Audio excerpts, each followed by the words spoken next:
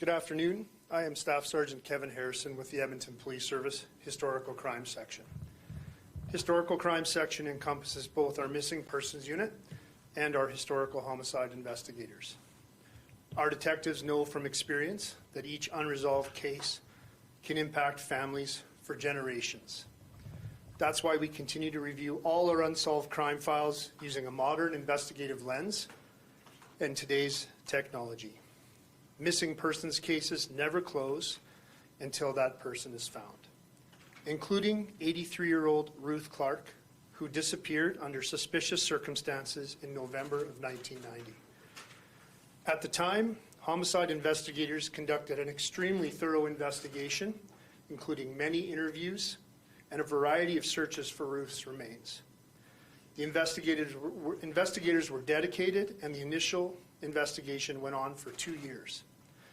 Ruth's family, who is with us here today, has remained involved and been in contact with our team throughout the years. Unfortunately, detectives were unable to locate Ruth's remains or obtain enough evidence to lay charges in her murder. Recent developments in the investigation have given us insight into the possible location of Ruth's remains. Her body is believed to have been hidden in a rural area less than an hour north of St. Albert, on a farmstead where trails lead through brush to 2 old hand-dug water wells. The wells are up to 50 to 60 feet deep, one lined with wood and the other lined with brick. One or both wells may be filled and or covered with brush or debris and may be partially collapsed. Ruth's remains are believed to have been placed into the wood-lined well. Police have conducted a number of searches of the area. We did so in consultation with both internal and external experts. So far, we have been unsuccessful in locating Ruth. That's why we are now appealing to the public, in particular landowners and people familiar with the areas in question, to check their land, talk to their parents, their grandparents, or family historians. We understand there may be many wells that match this description. However, given our past searches, we know these wells are very challenging to locate. This could be due to the time that has passed, changing topography, and homesteads which have moved. If you have wells that match the description in the defined area, we are asking you to come forward to police with details. Investigators will need to speak with you to gather more information. This will assist us in continuing our search for Ruth's remains and hopefully bring a sense of resolution to her family, who have lived with this loss for decades. I will now turn it over to Ruth's nephew, Richard Wetmore, who has a few words he wants to say.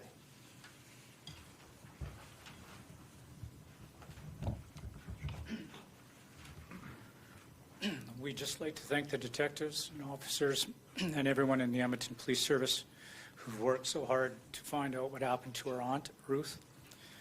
We are very appreciative of all that has been done and that they continue to search for her. It is our family's hope that we can lay her to rest next to her husband, which is what she wanted. So we would like to ask if anyone has any information that would help the Edmonton Police Service locate our Aunt Ruth, please reach out to the Edmonton Police Service. Thank you.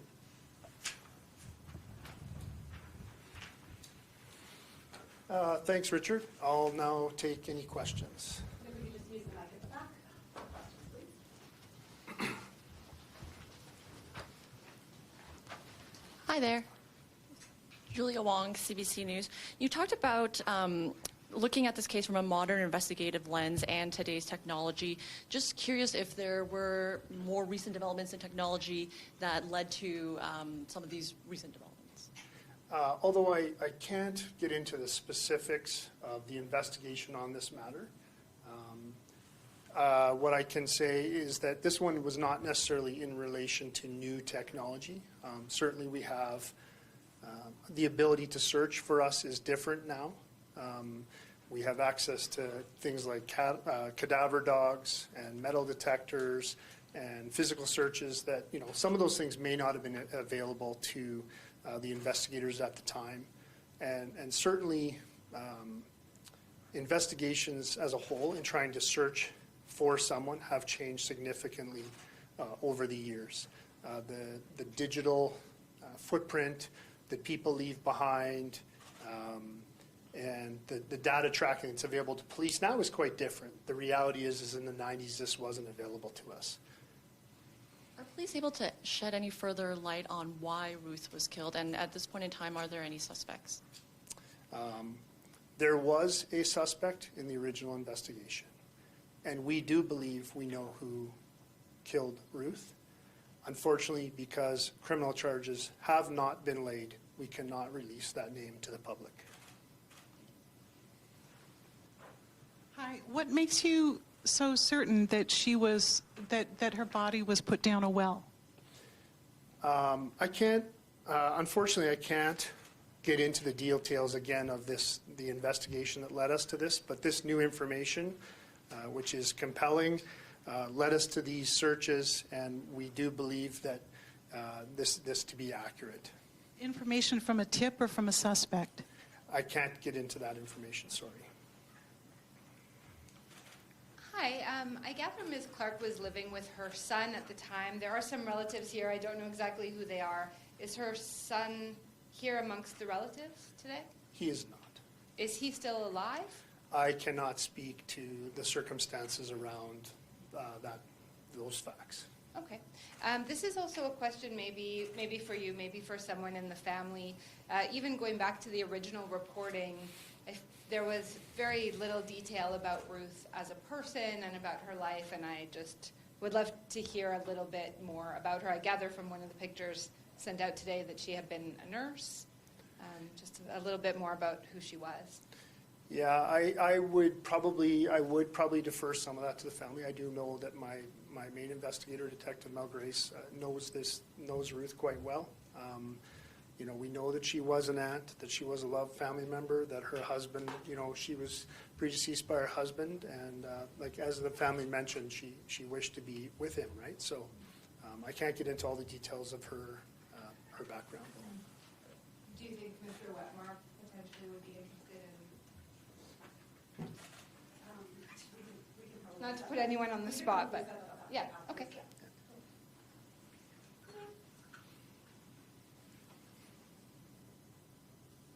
Lauren Boothby, City News.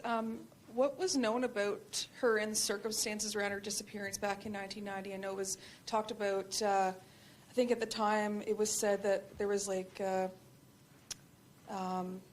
was suspicious, the circumstances around her disappearance. Can you tell us more about what that means? It's difficult without being able to go into the investigation. I am aware of the significant media attention that was, out there in the 90s, and the, certainly that her disappearance was considered suspicious at the time, and it was presumed criminal, and it was investigated as a homicide. But to get into the specifics that led us to that, I unfortunately can't do that. It was heavily investigated. So you can't say more about the circumstances were strange, like that she had, I think she had left a cane and some glasses, so it looked like she left things behind that she would need, and that's what made you think that she might be killed. Unfortunately, I don't have all those details now, and possibly we could maybe get back to some of those if they were part of a media release before. That's very possible, right? And we do consider those things in every missing persons investigation is what did that person take with them, but also what did they leave behind. Okay. And at the time, the Edmonton Journal reported that investigators weren't sure if her death was related to other unsolved crimes against seniors in the area, including a senior about the same age killed at Edmonton, attempted murder in Edson, and attacks around Red Deer. Have you ruled out her death being a result of a series of murders, serial killer, or anything like that? I would say that in this case, I'm very comfortable knowing the facts of this investigation that is not the case. Okay. And can you tell us more about the new information? I know we had a few questions already, but when did you get the new information? And is the new information that she was in a well? What's the part that's new that's helping you kind of like lead this go forward? So I can't get into the investigation. I can tell you that the recent investigation has been going on for a couple of years, and that the information that we're asking the public to assist us with is quite specific, and that is why the challenge for us is that there may be many of these wells, and we don't know how many are out there. Our teams have been out. We've accessed such things as like online government interactive well maps, groundwater maps. And the reality is when you go out to these locations, those wells are not always where the map says they are. And so typically you have to engage the landowners, the farm owners, and they'll know that Uncle Jed down the road used to have a well by his farmstead on this quarter. And so they have to point it out to us. And so finding those wells we've seen has been extremely challenging. And we actually want people, we believe that these two wells were in proximity to each other. And we want people to come to us if they have wells that match that description in proximity to each other and provide us with specifics about where they are and possibly even pictures so that we can try to filter out the information and find Ruth. Do you have an estimate of how many there are and how many you've searched so far and the timeline for that? So this year alone, my team has been out and we've searched 6 locations near the Bouchard Lake area. And that was in reference to those maps and involving sort of liaising with the experts in that area. But no, I don't want to speculate on how many there are, but based on the maps I've seen, there are many. Like dozens, hundreds? I would say hundreds. Many homesteads and farmsteads from that period, whether it's the early 1900s, would have started with a wood-lined well and then potentially progressed to a brick-lined well. And then you get into like now where they're drilling for them, right? So we're not interested in like drilled wells that are 200 feet deep. We're talking about ones that were hand dug in the early 1900s. The press release makes mention of Ruth's son, Ronald Clarke. I'm just wondering if there's anything the public should be reading into that. I am aware of the past media attention, but again, because we have not laid criminal charges, I can't speak, and for privacy reasons as well, I can't get into talking about details of her son. And just curious, for anyone, if they were to come across something that may be suspicious and may look like remains, I mean, what do they do in that case? So if you, again, I would imagine that most times people won't happen across remains down inside a well, although if you come across remains of any kind, you need to contact the police because that is certainly within our missing persons unit. They investigate all cases of unidentified human remains on behalf of the medical examiner, and then potentially our homicide teams become involved depending on the circumstances of that death. Hi. At the end of the release, it also says that you're asking people to come forward if they have any information about Ruth's activities at the time or the activities of immediate family. Can you just speak on that a little bit? Yeah, we recognize that a significant time has passed, that although the investigators would have spoken to many people who were known to Ruth at the time, people's life circumstances change. They may not have known, if there was some type of information that came to them, some type of disclosure that came to them, how important it was. And maybe they see this in the media and see how important it might be now, and they're willing to come forward and speak with police now, then we want to hear what they have to say.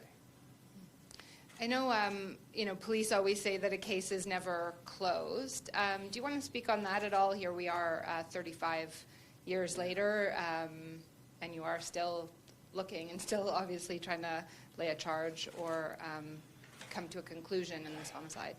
Yeah, it's both the case for missing persons cases that are unsolved and historical homicides.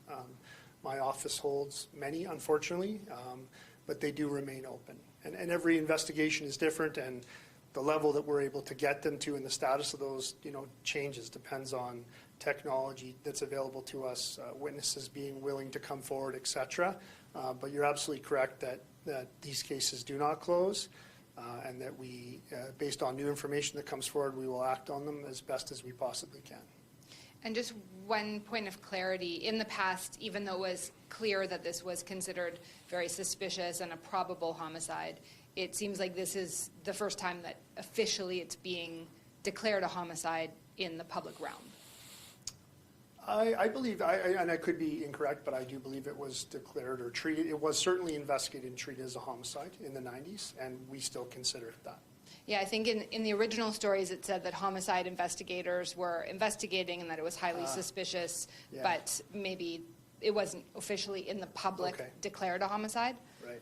And there's that challenging gray area in all missing persons cases that are suspicious, where it's getting it to that point where there's that evidence and getting it over the hump to be able to prove that. And I will say that in the last 20, 30 years, we've come a long way in our ability to transition those files, to recognize the danger in them and the absence of footprints of life, and be able to substantiate and corroborate that we believe this to be a homicide.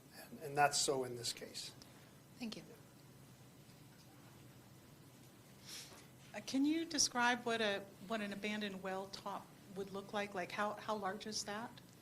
I'm not an expert by any means, but based on my team's investigations thus far and the pictures I've seen, they're typically, I think they'd be typically anywhere from like 2, potentially 3 feet wide. And, we've seen pictures of ones, and I think there's pictures of ones up here where they do have kind of wood shoring around them as it goes deeper. But we know that, farmers that may have these on their property would also be concerned about someone falling into them just by accident.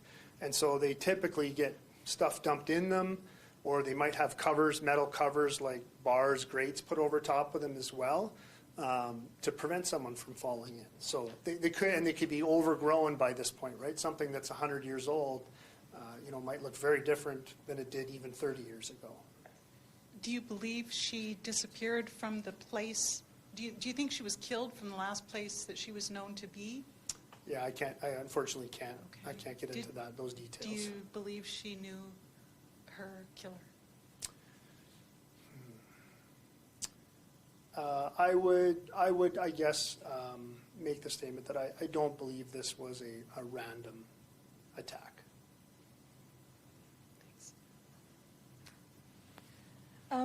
Just wonder if you can clarify, is Ronald Clarke has he been cleared as a suspect? Is he ruled out as a suspect? I can't speak more on that for privacy reasons specifically. And again, because of the fact that we cannot or have not laid criminal charges, I can't get into the details of that. You talked about how the investigative methods have changed since then. What is it that you're able to do now, or that you do differently now, that might help you find her versus back in the 90s? When it comes to this investigation, I think it is just truly it's having a new set of eyes. Having a detective like Detective Mel Grace go over the entire investigation and see all points, review everything that's happened over the years, speaking to potentially witnesses again, or people involved again. Life circumstances may have changed for those people. They may be willing to provide new information. So in that case, I think it's truly, in this one, it's a lot of it is passage of time. And there are other investigative techniques that, unfortunately wouldn't put forward at this point, but that are available to us. Any further questions? Thank you very much.